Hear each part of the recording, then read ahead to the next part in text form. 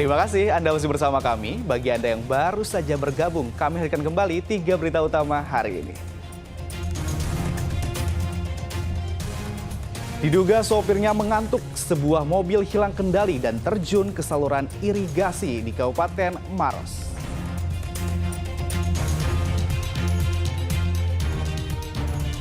Tiga kendaraan mewah milik mantan Menteri Pertanian Syahrul Yassin Limpo disita KPK di Kota Makassar.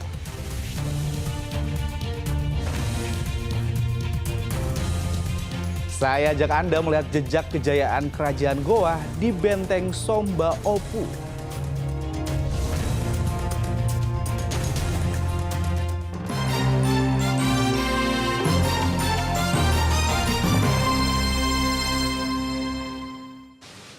Harga sembako di pasar tradisional di Kabupaten Kepulauan Selayar melonjak. Harga berbagai jenis bawang melonjak tinggi karena pasokannya minim, seperti harga bawang merah tembus di angka Rp50.000 per kilogram.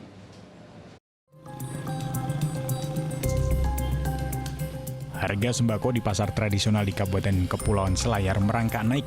Bawang putih dijual seharga Rp45.000 per kilogram. Padahal sebelumnya dijual seharga Rp37.000 per kilogram. Harga bawang merah juga tak mau ketinggalan. Bawang merah yang biasanya dibanderol Rp40.000 per kilogram, kini menjadi Rp50.000 per kilogram. Sementara harga cabai besar dan cabai keriting hanya mengalami kenaikan Rp13.000, dari Rp32.000 menjadi Rp45.000 per kilogram. Harga tomat bahkan ikut menyusul naik, sebelumnya dijual Rp15.000 menjadi Rp40.000 per kilogramnya. Menurut pedagang, naiknya harga sembako karena pasokan minim. Kurangnya pasokan karena beberapa daerah pemasok sembako mengalami bencana banjir dan tanah longsor, seperti Kabupaten Mamuju, Sulawesi Barat, hingga Kabupaten Nrekang dan Kabupaten Sinjai. Per kilo. per kilo ya. Bawang apa itu Pak? Bawang putih. Kalau harga normalnya biasanya berapa Pak? Karena naik di sebelah, 37 di sebelah. Karena ongkos peri di kita di itu juga. Iya. Bawang merahnya Pak? 50 per kilo. Per kilo ya. Berapa Pak? Sebelumnya? Sebelumnya biasa 40. 40 ya. Kalau cabai keriting, cabai besarnya? 45. 45 juga. Iya, sekarang di sebelah 32. Oh. Ya. Yang paling naik harganya apa? Kol. Kol ya. Berapa? Kol 15 per kilo. Sebelumnya? Sebelumnya 10.000. Sementara harga cabai rawit mulai turun, sebelumnya dijual Rp100.000 menjadi Rp65.000 per kilogram.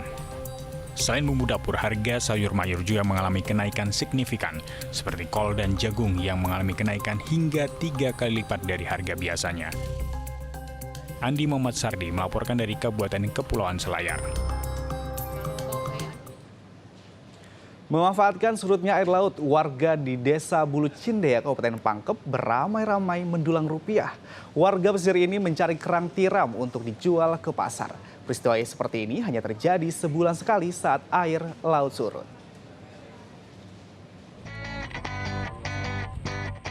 Warga Desa Bulu Cindea, Kecamatan Bungoro, Kabupaten Pangkep berbondong-bondong mendatangi pesisir pantai untuk berburu kerang tiram Senin pagi.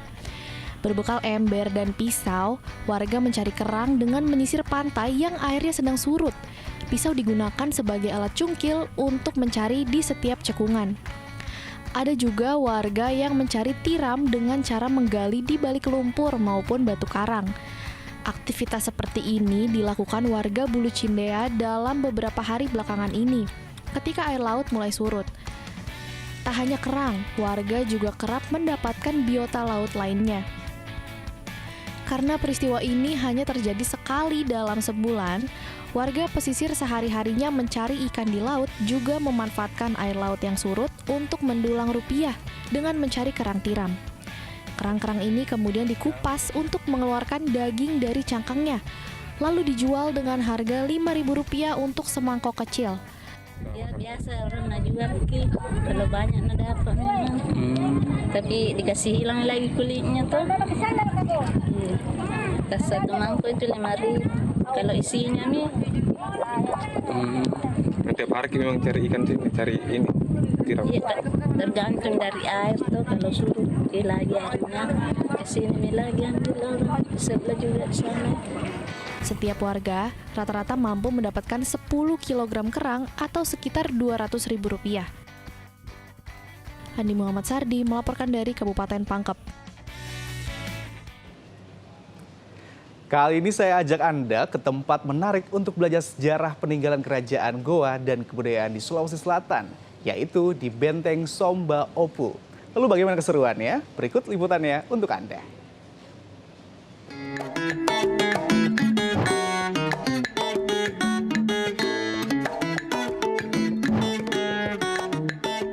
Benteng Somba Opu menjadi salah satu saksi bisu perlawanan masyarakat Makassar dan Kerajaan Goa terhadap Belanda.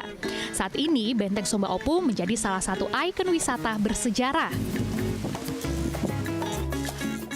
Dinding-dinding besar ini bukanlah dinding-dinding biasa. Ini salah satu jejak peninggalan dari Kerajaan Goa, kerajaan paling besar di Indonesia Timur di abad 17.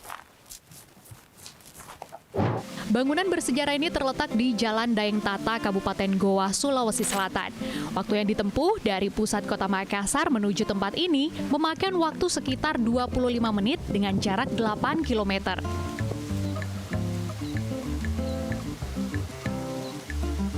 Dulu ibu kota kerajaan Goa itu terletak di Kali Goa. Pada masa pemerintahan Tuma Persikalona dipindahkan dan dibangunlah benteng ini sebagai benteng pertahanan kerajaan Goa. Ya, istananya ada di dalam. Kemudian pembangunannya dilanjutkan oleh anaknya, Tuni Palangga namanya. Ya, pada masa Tuni Palangga inilah kemudian Goa makin meluas wilayahnya, makin besar dia. Ketika Kerajaan Goa menerima Islam sebagai agama resmi kerajaan pada 1607, banyaklah pedagang-pedagang yang datang. Ya, termasuk pedagang-pedagang dari Belanda yang kemudian datang. Yap, benteng ini juga meninggalkan jejak kejayaan Kerajaan Goa. Benteng ini menjadi pusat perdagangan pelabuhan rempah-rempah yang ramai dikunjungi pedagang asing dari Asia dan Eropa pada pertengahan abad ke-16.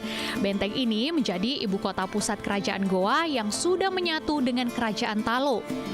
Benteng Somba Opu Makassar kemudian berkembang dan menjadi pusat pemukiman, bahkan menjadi pusat kota. Penduduk yang tinggal di sekitar benteng tidak hanya merupakan warga Goa saja dulunya, tetapi juga para pedagang dari segala penjuru dunia, seperti Denmark, Inggris, Portugis, hingga Gujarat.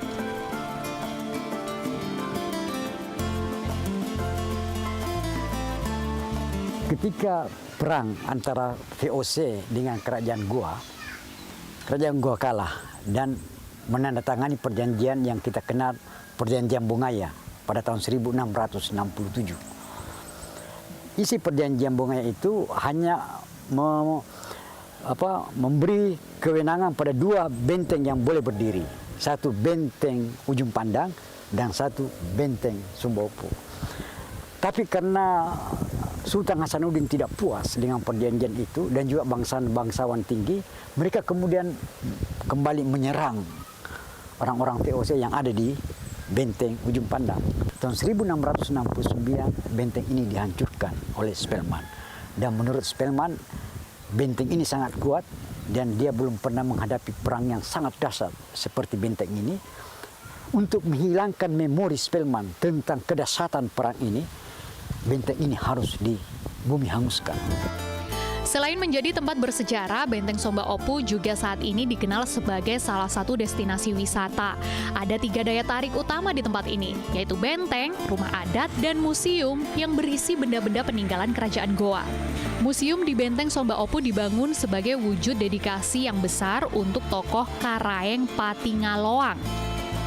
Museum ini berisi benda-benda bersejarah peninggalan Kesultanan Goa dan ramai dikunjungi para wisatawan yang penasaran ingin melihat benda-benda peninggalan Kerajaan Goa tersebut.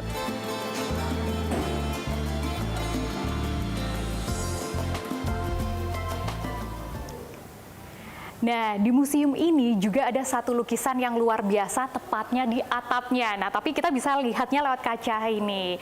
Dulu belum ada teknologi yang namanya drone, tapi seniman ini, pelukis ini bisa menggambarkan bagaimana sisi dari atas di salah satu daerah di Sulawesi Selatan ini. Beragam koleksi lain ada mata tombak, paku, keramik, mata uang, fragmen tuku, mata kali, peluru, dan beragam barang-barang lainnya. Pengunjung juga dapat menikmati bentuk-bentuk rumah tradisional di sekitar Sulawesi Selatan, seperti rumah tradisional Makassar, Bugis, Toraja, dan Mandar yang tak jauh dari benteng.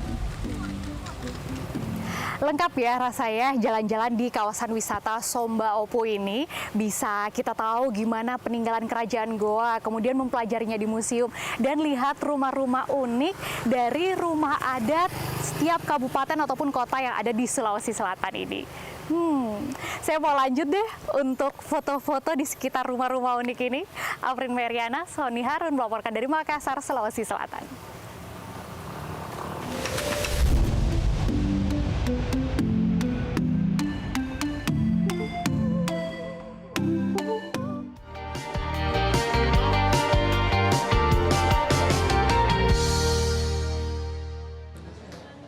Informasi tadi mengakhiri jumpa kita. Atas nama rekan yang bertugas, saya Agi Kurnia Sandi mengucapkan terima kasih atas kebersamaan Anda. Selamat beraktivitas dan sampai jumpa.